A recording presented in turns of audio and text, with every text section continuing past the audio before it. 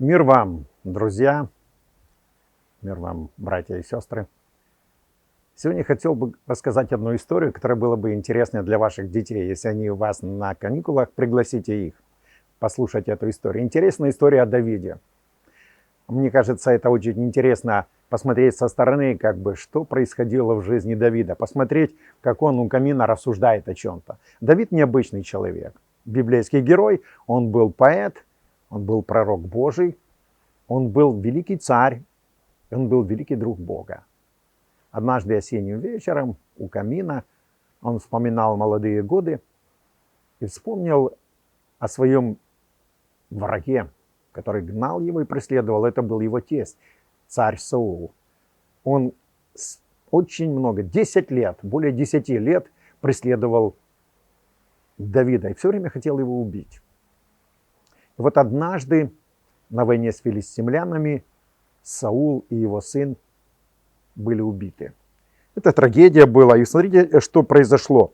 У Иоанафана, сына Саулова, был сын хромой. 5 лет было ему, когда пришло известие о Сауле и Иоанафане из Израиля. Нянька взяла его, побежала. И когда она бежала поспешно, то он упал и сделался хромым. Имя ему Мемфивосфей. Интересная история, имя сложное, но интересная история. И вот царь вспомнил об этом, а уже прошли годы и годы, и он позвал своего придворного слугу и сказал: слушай, а ну-ка разведай, кто-то жив из рода Саула, и доложи мне. Прошло время.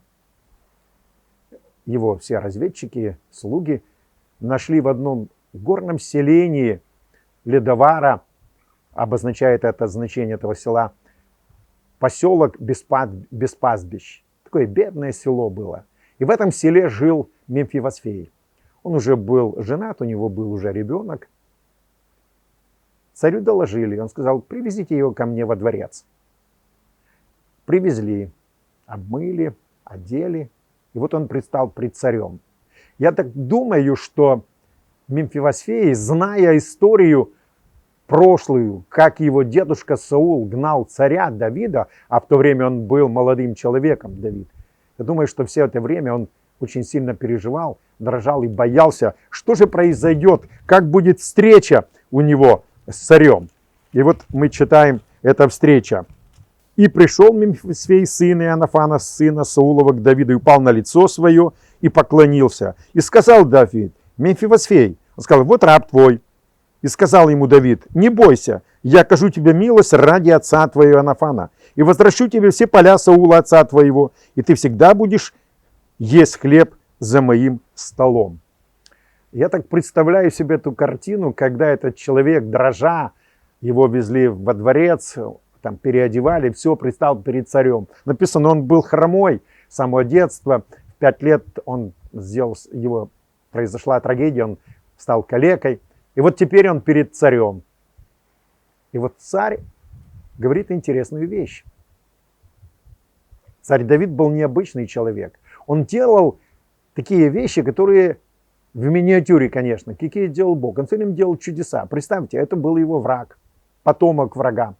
А он посмотрел на него и говорит: не бойся, я сделаю для тебя великое чудо. Отныне и до конца жизни ты будешь сидеть за моим столом, ты будешь обедать вместе за моим столом. Представляете картину? Давайте так посмотрим. В гостиной царя Давида слышно звон колокола, оповещает о том, что время обеда. У Давида было 8 жен и 19 сыновей. Плюс было 10 наложниц и еще потомство. И вот эти все люди собираются в гостиной. Знаете, Амнон, он был первенец, наполненный гордыней. Я думаю, он восседал рядом с отцом. Рядом красавчик Авесолом. Библия говорит, что он был очень красивый, у него были красивые волосы.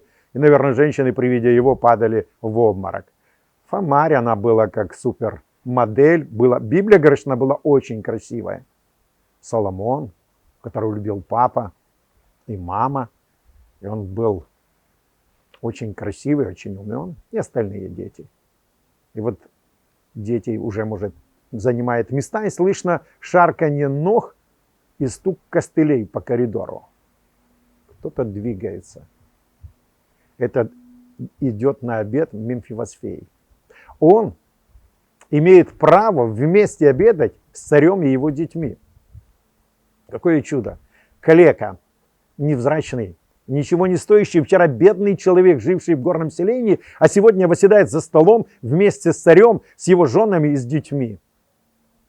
Друзья, братья мои и сестры, это огромный пример того, что сделал для нас, оставил для нас Давид.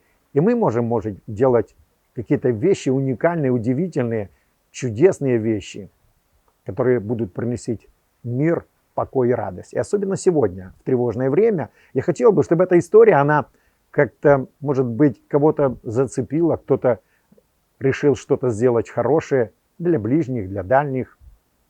И мы можем это делать. Царь Давид вошел в историю как человек по сердцу Бога. Почему? Он все делал идеально? Да нет, были моменты, он не все идеально делал. Были моменты, он делал что-то плохо, но он любил Бога. И Господь его любил. А почему? А потому что Иисус делает великие чудеса. Бог делал и делает, творит чудеса. И это было чудо. Вчера человек ничего не имел, а сегодня он все имеет. Да поможет нам Бог подражать героям веры, подражать их вере и делать добрые дела для Его славы. Да благословит нас Бог. До свидания.